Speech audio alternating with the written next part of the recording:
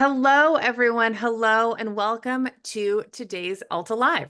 My name is Beth Spotswood. I work here at Alta Journal, and I am really happy to welcome you to today's conversation with Benjamin Cassidy. Ben wrote a six-part serial for altaonline.com, and this focuses on a Labor Day weekend plane crash that happened in the Puget Sound area of the Pacific Northwest. It is a really, really fascinating read. The first kind of 75% of it is just getting to know each of the 10 victims aboard this tragic plane crash, what their lives were like, particularly as the weekend led up to their tragic flight that crashed. And so we're going to take hi from Ramona, California. Regulars know to say where you're zooming in from in the chat.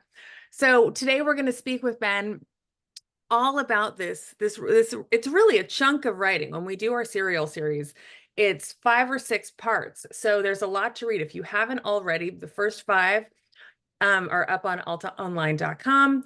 The next one will publish on, the last one, the final one will publish on Tuesday. So this is your chance to either catch up or ask questions about the first 5 parts if you've got them. Before we dive into our usual stuff, I just want to tell you a little bit about Ben. Ben is a journalist and fiction writer, formerly the features editor of Seattle Met. He has written for GQ, National Geographic, and Scientific American, as well as Alta Online. He's received awards from the City and Regional Magazine Association and the Society of Professional Journalists. After spending several years in the Pacific Northwest, he's back in New England. He's been there for about the past 6 months. Welcome, Ben. Thank you so much for joining Alta Live today. Thank you so much for having me, Beth. Before I start asking you questions, I'm going to do a brief little sales pitch. Folks, Alta Journal is the award-winning quarterly magazine focused on California and the West, including Seattle, Oregon, Texas, Utah, Nevada, etc. This is our current issue, The 7 Wonders of California. It's an extraordinary issue. It's beautiful. There's a lot more than 7 wonders in here. We ask $50 a year. It gets you 4 gorgeous issues and a special gift. That special gift right now is a book of the first 5 years of our cartoons. Yes, our magazine features cartoons. We host free events like this. Alta Live is every Wednesday at 12:30.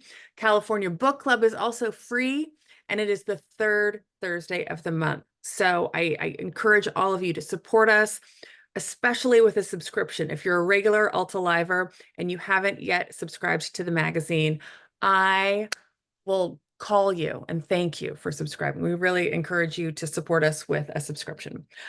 This interview will be recorded and posted to altaonline.com. There's a Q&A button at the bottom of the screen to ask your questions for Ben. There's also a chat. Hello, New York City, Pasadena, Seattle, LA, San Marcos, Texas, Ukiah. Welcome, everyone. Ben, I thank you again for being here. I want to kind of start with asking you to give us a really brief kind of explanation of this crash that happened. We'll get into the people and what fascinated you about it, or why you selected kind of this tragic incident that happened in the summer of 2022, 2.5 years ago, to spend so much time researching and writing about. Sure. So I was living in Seattle when this happened, and it generated a lot of headlines when it happened. And if you live in Seattle, there are seaplanes buzzing overhead all of the time. This is unavoidable. People are constantly landing on the lakes around the city. So between the paddleboarders and boaters and kayakers. So it's a part of life in this corner of the world. And a lot of people during the summertime, especially, take these seaplanes to the San Juan Islands, which are this really beautiful group of islands about, well, depending on how you're getting there, but it can take a few hours to get up there if you're taking the ferry. And this crash, when it happened, was just so jarring because seaplanes are sort of regarded as this glamorous, pleasant way of traveling, a way to get around, the ferry system, which can be persnickety, I guess. And in this part of the world, for all of these different people to be on one really small plane. I just thought it was so remarkable. I had always thought of these planes carrying a very, maybe a family or two, and for all of these different parties to be on this one plane, it just touched on so many aspects of life in the West, and their lives overlapped in interesting ways and diverged in interesting ways. So there was some great reporting, especially by the Seattle Times right afterwards. But I wanted to take kind of a deeper look at each of these people and what was going on in their lives, and what they were wrestling with, what they were excited about, where they were going. It's fascinating. I should also, point out that I'm a nervous flyer. I've had a number of people reach out, including staff members, being like, "Oh, this series is making me nervous to fly." And then, of course, incredibly tragically, in the past week or so, there's been two that stick out to me, very big plane crashes, one in the Washington, D.C. area and one in Philadelphia.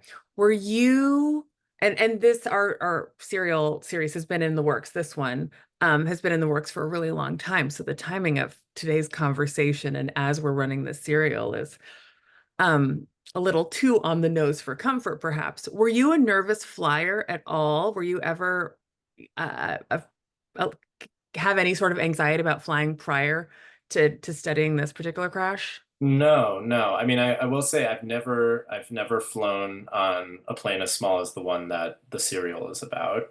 So I 10 think that people. This held 10. yes, yeah, and I think that you know I think I would be nervous getting on a plane that small in general, and then writing this. I think, of course, I would have some thoughts, but I also think that and I think in the part that's upcoming next week, it talks maybe a little bit about this, but um, the data on crashes, even of small planes and seaplanes, which there isn't a ton on breaking it out to the difference between just a standard small plane and a seaplane, but it's an extremely safe way to travel Right. overall, and so I think that's what I would try to focus on.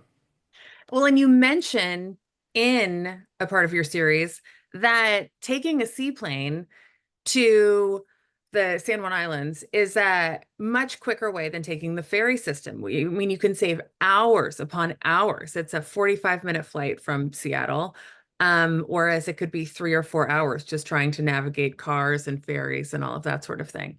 So, and it's not particularly expensive. That's what also surprised me, that it was a pretty reasonable commute fee.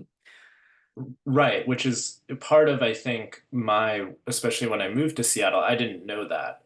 And I think I had a lot of assumptions about who was in these planes, and Right. what sort of class of person could afford to be in one.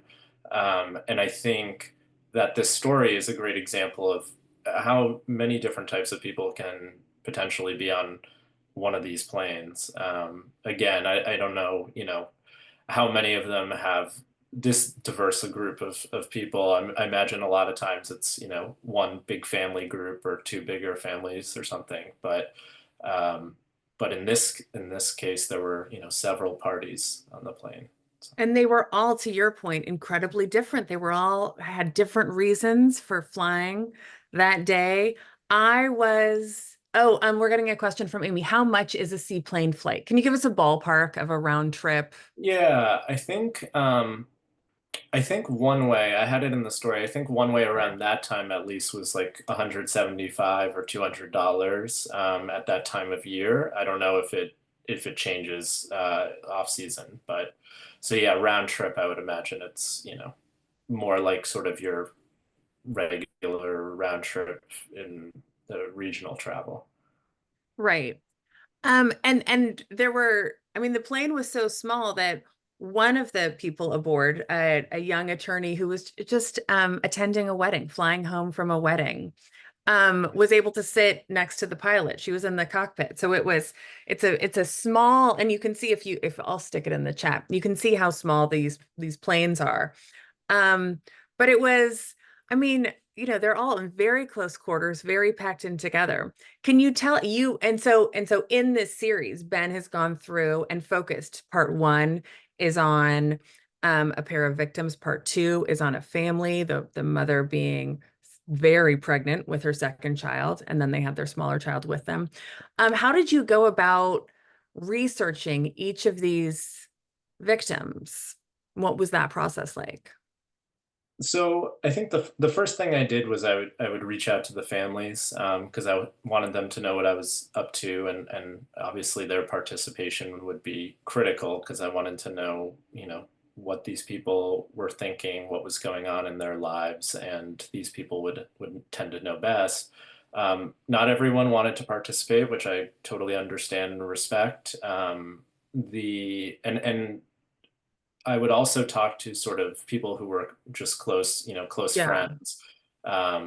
In Sandy and Pat, the part one in Spokane, I traveled out there and talked to a bunch of people who were close with them, and just every one of those conversations when you constantly hear the same adjectives and same descriptions of people come up over and over and over again. That's when you really feel like you have a sense of who this person was, and it's not just somebody feeling like they have to, say something to you, right?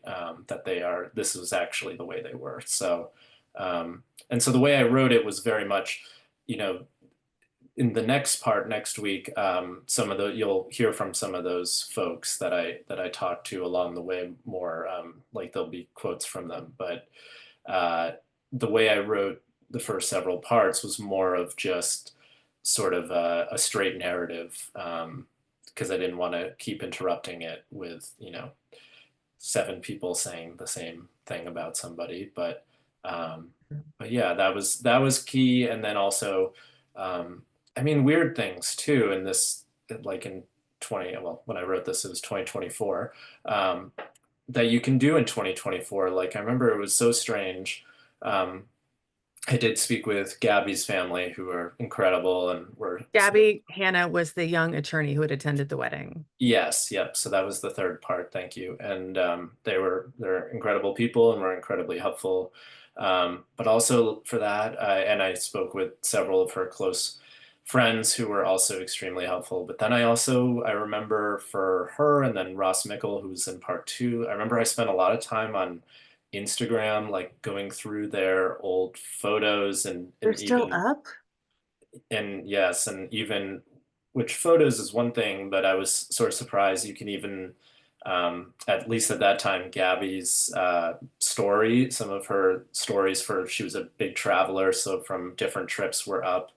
Um, so I would look at some of those things too, which obviously Instagram is not reality, as we all know, but it Right. is a window into the way that people want to be seen. So I thought that that was useful. And also sometimes it was, legitimately helpful for fact checking of, oh yeah, she was in, Malta at this time or whatever it was. So um, just the biggest thing though was talking to people who knew them, and yeah. What was the, I mean, did it seem to you at least that it was cathartic for them? I imagine, and before we went live, Ben and I were chatting about this, that when a plane crash happens, right away there's a ton of coverage about it, but months, years pass, and we all move on with our lives. These victims' families probably have, I mean, I'm sure it's still very, very fresh to them. For those that were willing to talk to you, how were those conversations? I mean, they were really difficult. I think um, in sort of pitching it to them, as you just laid out, I felt like there was a wave of coverage right when this happened, and a lot of like really good news reports, not trying to criticize that in any way, but just like anybody who, and I've worked at a newspaper, um, when something is breaking, you always wish you had more time to go and learn more, right, about somebody. So I just felt like there was more to say about each of these people, Mhm. and really since I think originally about 1 year after it had happened was when I really started like pitching the idea of this story, and Matt Haber, the editor at Alta, was um, really just understood the way that I wanted to tell it, in the sense that it wasn't going to be this true crime story. This week, of course, there's some material about what actually happened with the crash, and of course, you need to know In that at this some week's point. serial, and we'll get to that. We talk about what caused the plane crash. Right. But otherwise, I'm sorry to interrupt, just to explain for those that had yet to read. Yeah, no, absolutely. Otherwise, it's basically been backstory on, um, the minutes, months, years before this happened, and these folks were getting on this plane, and that was sort of what I emphasized to these families, was that this wasn't going to be some sort of exploitative uh, story that focused on the worst moment. It was going to focus on all these other moments in their lives. So that was what I tried to do. I'm curious, you mentioned earlier that the 10 people aboard this plane were reflective of the West. What did you mean by that? I feel like, and of course, not a perfect cross section. I mean, comprehensive, but I think about people's passion for justice and activism that's represented in stories in this. Andy. Um, Recreation, also represented, um, especially with the pilot who was last week. That part ran, I believe, and winemaking, another thing that is very much, at least in the U.S., very very focused in the West. So, um, and also geographically, we it was interesting actually.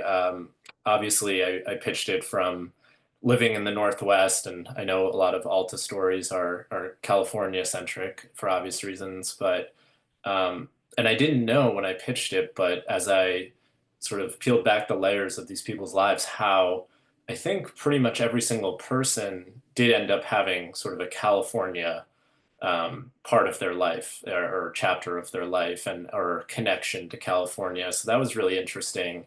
But in general, just that their geographies touched so many different points up and down the West Coast, and a little bit inland. So I just felt like it wasn't a total cross section, but it was a good cross section for a very small plane. Sure. Well, with 10 people, and the only kind of angry mail we got about this was a guy angry with us that we mentioned that a woman was pregnant, and that was a whole other that's a different episode of Alt Alive, of Mm, whether or not a baby in a womb counts as a victim. The baby she was 8 months pregnant, 7 or 8 months, very, very yep, pregnant. The baby had been yep, named. They were yeah, yeah.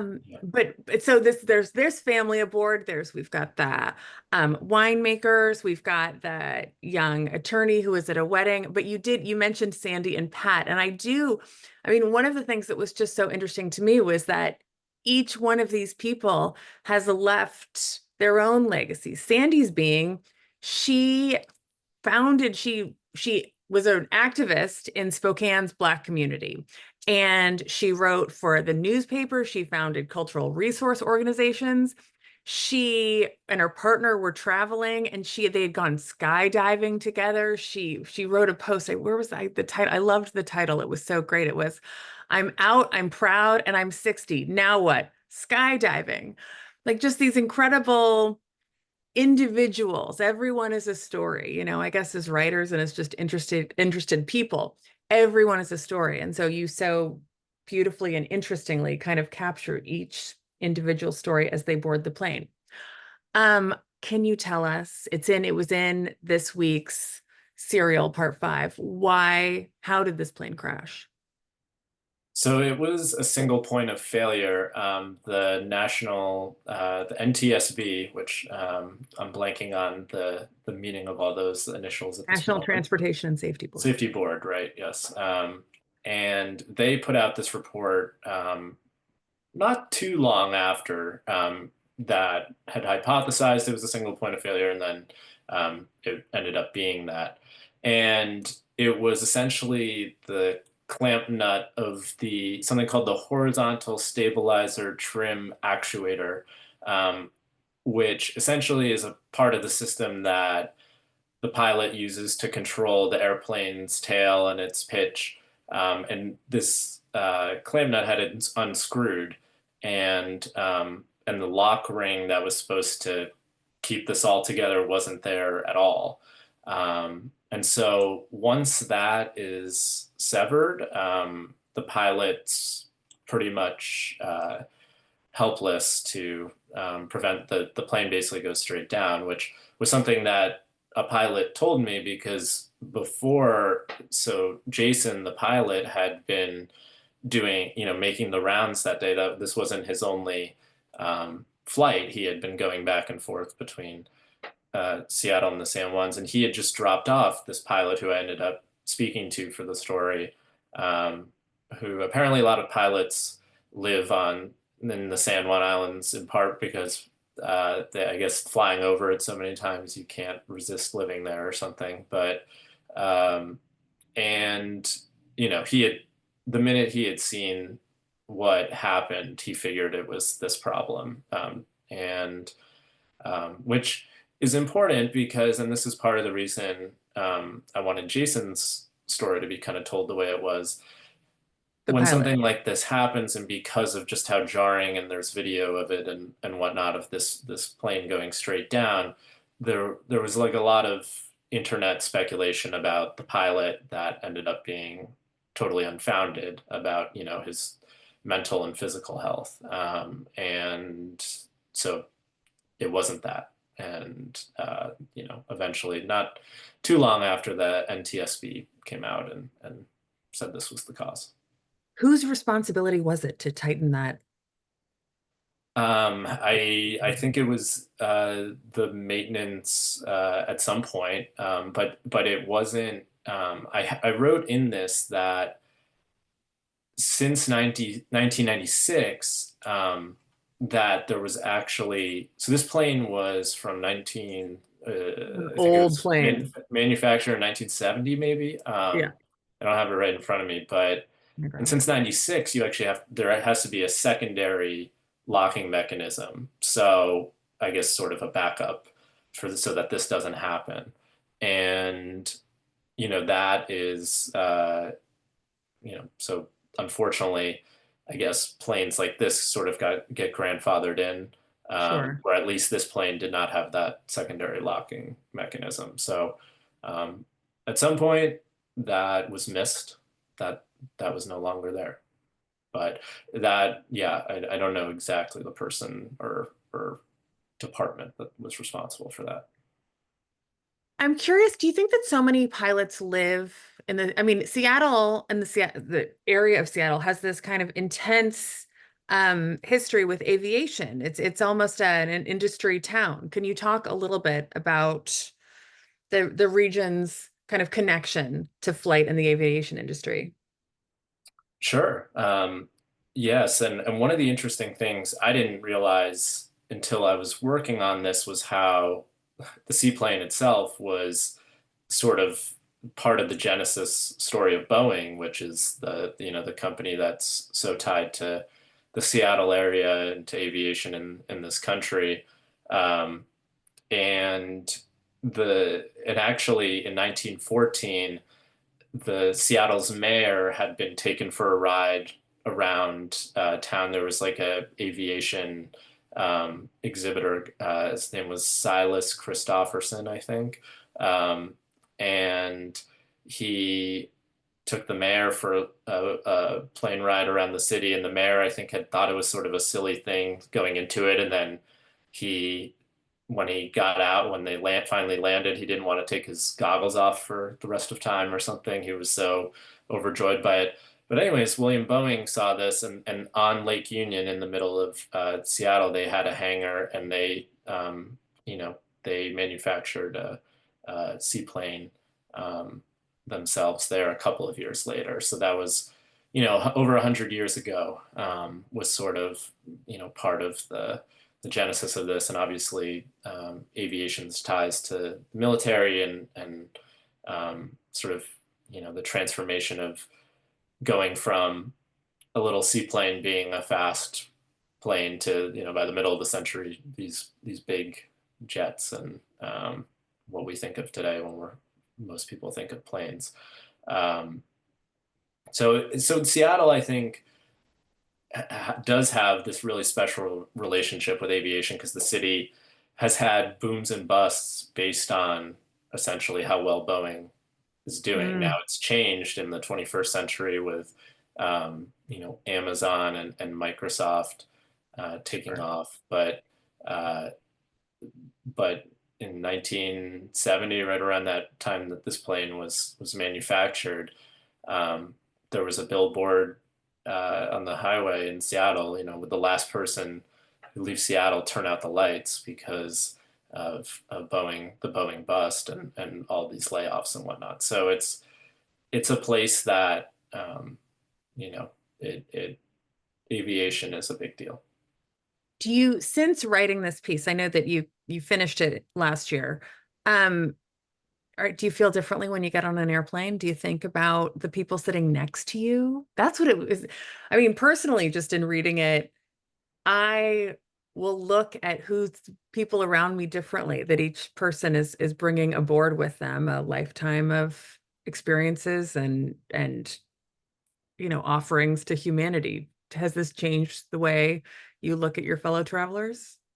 Interesting. I don't know that I think a little bit in the sense of what you just said. I don't know that I feel too differently about the safety of it or not, but just what you said of being a little bit more mindful of wondering about. I mean, I think I am somebody that is always wondering about what, people what's been going on and that stranger to the right's day, or life and what brought them here, where are they going? Um, but yeah, and I mean, not to, I think it's in the next part next week, but um, one of the more powerful, I would say, memories of reporting this was talking to some of Sandy and Pat's friends, and separately, people saying, the only comfort was knowing that in those final moments that they, would have been with each other to, you Mm. know, to say goodbye and hold each other and all of that. And that is something, that stays with you is when you're, it's different when you're flying with the people you love versus being on your own too. So that's another dynamic. And but yeah, I think about what sometimes it's pretty obvious why certain people are on a flight. I've been on planes where you're flying to a city where there's a big college football game or something, and Sure. everybody's from the same university town. Um, but more often, there's so many different stories as you and I were chatting beforehand about, in Washington last week and learning about all these different paths to that plane. So Yeah, yeah, there were many ice figure skaters aboard that, and their that's right. families and their coaches as well as other people. Ben, we get one last, but we're at time, but there's one last question. Kevin, it's been 2.5 years, but was there any fun to set up the victims' families for funeral expenses? I imagine at the time there must have been some public support. Yes, I'm not sure for all. There were a few separate GoFundMe's.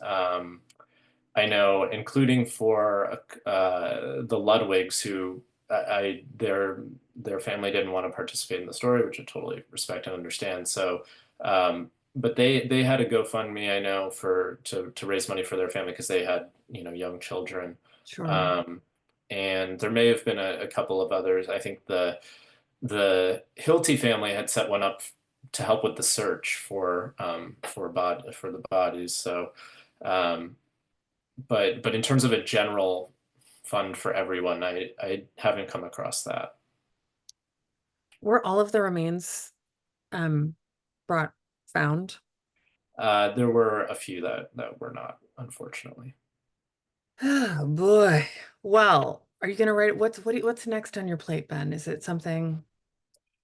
I have written a lot of, I feel like last year there were a lot of difficult stories, difficult subject matter. I've been writing a little bit more fiction, a little bit more nature centric stuff here in 2025, just trying to lean back in as I think you mentioned, I'm back in New England now, so kind Yeah. of channeling the transcendentalist literature of many centuries Wow. ago, trying to capture that as everything goes on around us. So Well, thank you for joining us to talk about your cereal. We are so grateful that you took the time. Folks, before you go, we're going to send you a recording of this interview, links to read Alta Serial and Ben's story about this tragic plane crash and those aboard it. And we're also going to invite you next week. We're going to talk about one of our seven wonders of California, Disneyland. I actually found a professor in California whose teaches a class, writes books on the impact of Disney on the American culture.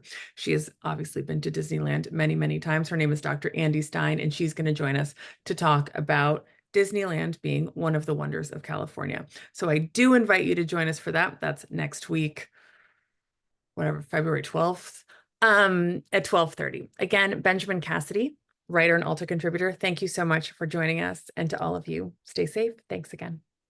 thanks so much, Beth. Take care.